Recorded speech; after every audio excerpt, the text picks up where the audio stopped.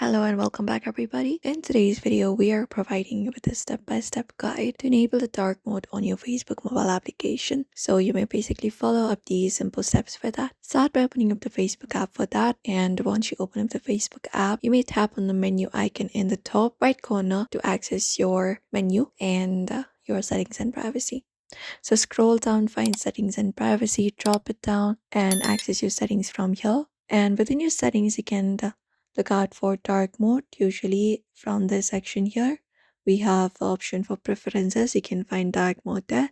Find it up and tap on it. And you can tap on this option called on to turn on the dark mode. Or if you want to use system settings, for example, if in your system you're using dark mode, you can turn on the system dark mode and select this option of use system settings, and it will adjust the performance appearance based on your device's system settings. Like if it is on dark mode, it will automatically turn dark, and if it's on light mode, it will automatically turn light.